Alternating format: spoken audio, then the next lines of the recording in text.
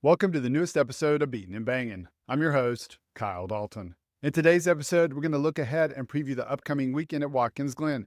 And we're also going to talk about several news items from this past week, including the horsepower discussion making its way back into the headlines with Elton Sawyer's comments about it earlier this week, and the Holler Talk podcast following up on his remarks and how it looks like there will be an increase in horsepower for 2026. I also want you to listen to Kyle Larson addressing his frustration and words of anger last weekend at Iowa, and he responds directly to the contact with teammate Chase Elliott. Sticking with Hendrick Motorsports, I was listening to Chad Knaus on SiriusXM NASCAR Radio yesterday, and he had some interesting remarks about fuel mileage in today's racing and some unexpected comments about stage racing. And we're going to wrap up today's episode talking about this weekend's races at the Glen, including one specific change for the race and how one Xfinity Series driver isn't a fan of it, and he called out the Cup Series drivers for crying about it. We'll also break down the average starting and finishing positions for all drivers on the 2.45-mile track, and we'll conclude with our fun facts and figures. However, before we discuss those fun facts and figures, I want to talk about some fun that I had earlier this week with my wife, daughter, and cousin. As I mentioned to you guys on Monday, I wouldn't be publishing a Wednesday episode because I was heading up to Arlington to take in the Rangers game as they hosted the New York Yankees. My daughter is a huge Yankees fan. My cousin is a huge Yankees fan. I am not a fan of the evil empire. I'm a huge Rangers fan. And so we went up on Tuesday for the evening game, and I had an absolute blast watching Nate Eovaldi put on a masterclass throwing one-hit ball through 8 innings, including striking out Aaron Judge a couple of times and shutting down the Yankees lineup to earn a 2-0 victory. So that was on Tuesday. On Wednesday, my daughter returned with some of her friends, and she got to meet Pato O'Ward, who was in town promoting next year's Arlington Grand Prix. All right, now let's get to some news. And on Tuesday, Elton Sawyer made his weekly appearance on SiriusXM NASCAR Radio. He reviewed the race weekend at Iowa, talked about the short track package, and then had a discussion about horsepower. Take a listen. Still some work to do. We've discussed many times on the call here about horsepower on the short tracks, and that's something that's an ongoing discussion with the industry stakeholders, our folks at Toyota, Ford, and Chevy, as well as our engine builders and our race team. I feel like we're having positive conversation. There's still a lot that goes into that. Obviously, it's a 2026 initiative to get that across the line, so we still continue to have very positive conversations around that, and some of it is really kind of boils down to, if you think about, you look at a Martinsville or you look at a Richmond, it's pretty straightforward that that's a short track. That's the way we, as fans and industry stakeholders, you view that as that's a short track. But then you look at a Loudon, and Loudon is a mile, but it races a lot like a short track. So does it fall into that same bucket? So we have to look at racetracks like that. Dover, it's a mile racetrack. Races, speeds are up there. So does that also be captured in that engine package that may be on the short track? So just giving our fans a little bit of insight behind the curtain on all those conversations. But as we go through them, as I said earlier, they are very positive. We're optimistic that we're going to get there, but still a little bit more work to do on that. So that was Sawyer's remarks on horsepower. Then Wednesday on the Holler Talk podcast, NASCAR's Mike Forde said this. So we have been meeting. It's primarily a discussion right now between NASCAR, the OEMs, and the engine builders. Teams, we always keep the team owners. We have team owner meetings every other month, maybe once a month. So they're obviously in the discussions, but in this, so they were in the discussion as a kind of what level would they feel comfortable going to. Then the next step is really the engine builders and where they, what they can do, what's the turnaround time, what parts and pieces need to be developed or not developed, they can just be implemented, things like that. And then the OEMs who are really have probably the financial burden for something like this. So really now where we are is, all right, everyone feels pretty comfortable for the most part. It's not unanimous that there's not, it feels, if you look at social media or you hear some of the comments, it feels like everyone wants this and what's the holdup, but that's really not the case. I think everyone has kind of gotten to the spot where they are comfortable that, yeah, this is probably not going to inject a ton of cost and worth a shot.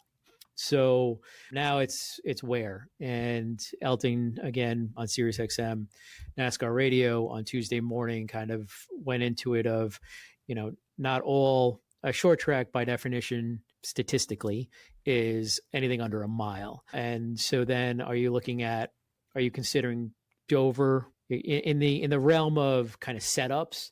Dover is a mile and so is Phoenix, but they are completely different racetracks. And so Phoenix would be one that would fall in the bucket of a higher horsepower short track type track.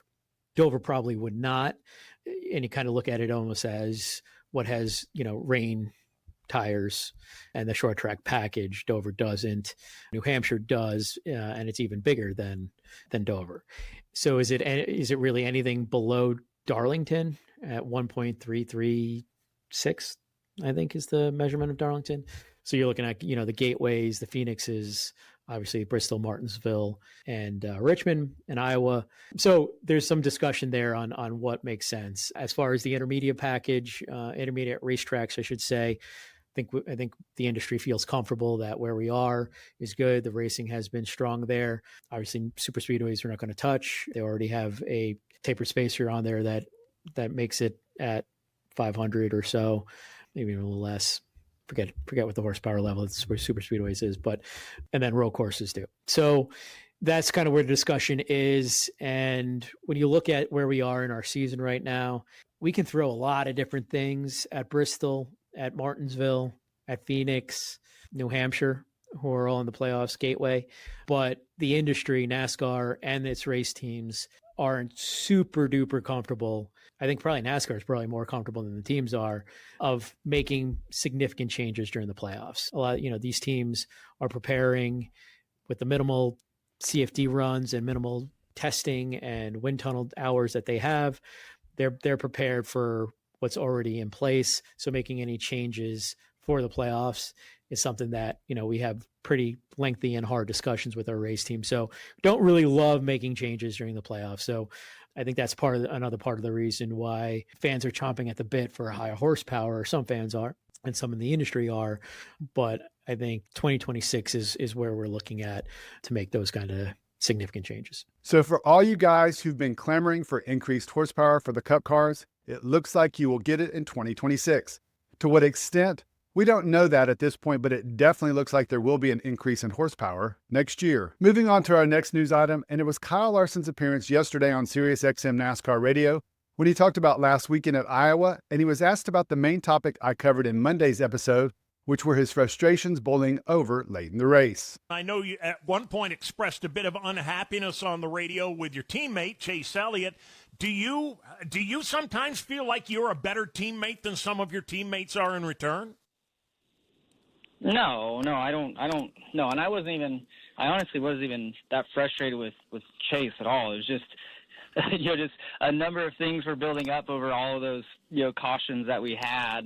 And then, the 20 got into us, and then my top blew off there for a little bit. But it was just a good way for me to vent and get some frustration out and try to refocus. But, unfortunately, I think, maybe the next restart or the one after that, we got some damage that pretty much ended our shot at having a good day. So, it's just, like I said, NASCAR racing, it's tough. These cars are, you can get into people, and sometimes it doesn't cause much damage, and other times it does. And I've been on the giving end plenty of times. So, just didn't go well for us at Iowa. Larson definitely being a diplomat and smartly not ruffling any feathers in the HMS organization. But then a little bit later on, Dave Moody was talking with him about his sprint car racing and had an interesting discussion about the fans. I know this is going to come as a terrible shock to you, but there are some people out there in the motorsports world that live and breathe to try and find controversies, and when they can't find one, they'll manufacture one. Obviously, with Knoxville this weekend, people look at entry lists on Thursdays and Fridays, and they don't see Kyle Larson's name every night, and they don't see Brad Sweet's name every night, and some try to make it into some kind of a big rivalry or a boycott or whatever. I'd love for you to just kind of set the record straight on exactly what you're doing and why. For this week? Yeah. Well, if they paid attention, they would know that the Knoxville Nationals is a split format, and half the field runs on Wednesday, and the other half runs on Thursday. So, thank you. Yeah, I think there's a term. It spells out DARF, but you can figure that out. Moving on to our next news item, but sticking with HMS. Chad Knaus was on Sirius yesterday, and he was interviewed by Larry McReynolds, and they talked about the fuel mileage game in racing as of late. And he had some interesting thoughts on the topic. In just over 2 weeks, we're going to go to Daytona, and we know a big story is going to be drivers running part throttle trying to save fuel, not necessarily for mileage, but to shorten up the next pit stop. How do you view this, Chad? Is there a fix, or is a fix even needed in your mind? Well, it's a great question. And Larry, quite honestly, every race that I've been in since I started in the Cup Series in 1991 has been a fuel mileage race, just whether or not it becomes a storyline or not. And the more things become top of tongue, the more people become aware of it. I think there's been fuel mileage races going on that people never even understood. They didn't know why or what was going on or what was happening. But I think that the awareness that we get from our broadcast partners have put a spotlight on it. The pit stop times on pit road have put a spotlight on it. And I think that's just normal. From my perspective, it's an element of motorsports that has always been there, and I think it's okay, quite honestly. And I don't think there needs to be a fix because every racetrack has a unique animal to it. You know, that race on Sunday would not have been as big of a fuel mileage strategy race if we hadn't had, 5 caution flag series in a row for 50 laps or whatever it was, right, that we ran around there. Would have been a completely different story. So the fact that it was a fuel mileage race was merely coincidental because the 24 was not going to be able to make it if it hadn't been for all those cautions. So, you could take a step back if you're a race fan and say, oh, I didn't like that because it was a fuel mileage race, or you could take a step back and say, man, if these guys didn't wreck so much, it wouldn't have been a fuel mileage race. Yeah, so there's a lot of ways to look at it, but I think I'm a big fan of letting races play out organically. I've said it before, I'm not a big fan of stage racing. I'm fine if there's a points flag, let's say, at some point throughout the course of a race, but to throw an organized caution flag for a stage, I'm not a big fan of that. I'd rather just line up, and if we're going to go 400 miles at a mile-and-a-half racetrack, let's just go race 267 laps and see who wins. That's the way I would like to do it, personally. So I thought it was really interesting to hear Knaus say that fuel mileage has always been a part of racing. And for those of you who are not fans of stage racing, I'm sure you liked what he had to say there at the end about not being a fan of it and preferring for races to play out naturally. And our last news item for the day, we're going to focus forward toward Watkins Glen. But in order to do so, we're going to go back to Tuesday's appearance of Elton Sawyer on SiriusXM NASCAR Radio when he talked about the Glen and one specific change upcoming this weekend. I think the only thing, Pete, for our fans, we've moved the restart zone as you enter turn 7, something that we've worked closely with the drivers and the race teams on over the last several years, especially on the road courses. Where do we want the restart zones? And this year we've elected to move it just as you enter turn 7. So, once they exit that restart zone, then it's racing on. So we're really, from the officiating side, that's probably the newest and only thing that, needed to be highlighted. And so that you're trying to accomplish by moving that back. Yeah, great question, Mike. I think if you look back a few years ago when we ran the road course at Indy, and what was happening there, the way the restart zone just prior to the start-finish line, which is something we had done for many years at our ovals and on our road courses, late in the race, we would get these 5 wide, 6 wide, sometimes 10 wide, trying to get down in turn 1, and it just became calamity corner. So in an effort with the drivers to try to eliminate that as much as possible, but continue to have exciting racing and let those guys kind of settle the battle on the racetrack without a continuous cautions, we elected to start moving them back and get the restart kind of done sooner, if you will, and then they've got the front straightaway to race. So give them a little bit of separation, but still plenty of asphalt there to make moves. So that was the goal, and so far, in most of the road courses, I feel like we've accomplished that. So there's going to be a change in the location of the restart zone. And based on what Sawyer said, it was due to the request of the drivers. Well, clearly it wasn't due to the request of one particular Xfinity Series driver, because Jeb Burton made that perfectly clear in a post on X when he said, quote, "Don't blame NASCAR, blame the Cup drivers that are crying about being raced hard into turn one. They did what they asked for," end quote. Yikes, Jeb getting a little spicy there.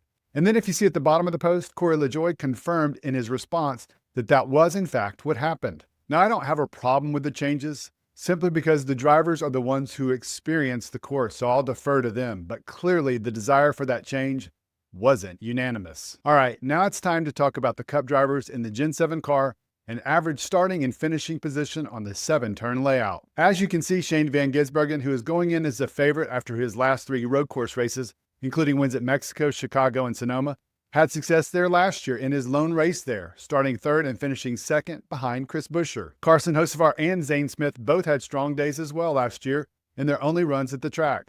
Of the drivers with 3 starts in the Gen 7 car, the aforementioned Buescher is at the top with a strong average finishing position of 5.7, which includes his win last year and a couple of top 10s the 2 previous years. By the way, he's the only driver to finish inside the top 10 in all 3 Gen 7 races.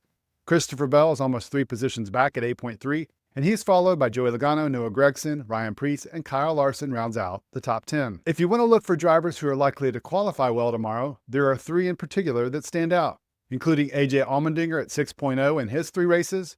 Michael McDowell has been solid as well, with an average starting position of 5.3, and William Byron is right behind him at 5.7. Also of note, down there at the bottom of our list, Kyle Busch has qualified well in his 3 races, averaging a starting position of 10.7. However, his finishing position doesn't reflect those good starts, as he's averaged an ugly 25.3 finish in the Gen 7 car. And finally, let's wrap up today's episode with some fun facts and figures from the Glen. Starting with, this weekend marks the 42nd running of a NASCAR Cup Series race at Watkins Glen International, which is second most all-time for road courses in the Cup Series, behind only Riverside, which has 48. Only 2 of the last 9 Watkins Glen races were won by a driver getting their first win of the season. Chase Elliott did it in 2018, and Chris Buescher did it last year. If your driver doesn't qualify well tomorrow, don't worry, there's still hope. Chris Buescher started 24th last year and was the deepest a winner started in 41 races at Watkins Glen. 2024 was the first race at Watkins Glen to feature an overtime finish since 2011. 4 drivers got their first Cup win at Watkins Glen, most recently Chase Elliott in 2018. Could this be Ty Gibbs' weekend? Shane Van Gisbergen is tied with Jeff Gordon for most consecutive road course races won from the pole at 3. Only Jeff Gordon, 6 of them between 97 and 2000, and Chase Elliott 4 in 2020, won 4 consecutive Cup road course races. Shane Van Gisbergen won the last 3. 5 of the last 13 road course races were won by drivers getting their first road course win. We just talked about the success of Chase Elliott on road courses. Here's a wild stat for you. Hendrick Motorsports drivers won 5 of the last 11 road course races, with 3 different drivers winning. William Byron and Kyle Larson twice, and Alex Bowman once. No Chase Elliott. If you're looking for a manufacturer to bet on this weekend, Chevrolet drivers won 9 of the last 11 road course races and 5 of the last 6 at Watkins Glen. And finally, Kyle Busch is set to tie Terry Labonte for most Cup road course starts all time this weekend at 63. And who knows, it might just be a good day for Rowdy Nation, because both of Busch's top 5 finishes in 2025 came on road courses. All right, guys, that's a wrap on today's episode. We covered a variety of topics. Let me hear what you think, starting with the horsepower conversation. Are you happy with the news? And more significantly, what are you expecting the increase to be? What about the remarks of Chad Knaus on both fuel mileage always being a thing and his comments on stage racing? Do you agree? And lastly, what do you think of the change in the restart zone? Jeb Burton's comments about it, and what are you looking forward to the most at Watkins Glen? Thanks again for checking out the latest episode and supporting the channel. I really and truly appreciate it, and hope you have a great rest of your day. Enjoy the races this weekend, and we'll see you on Monday.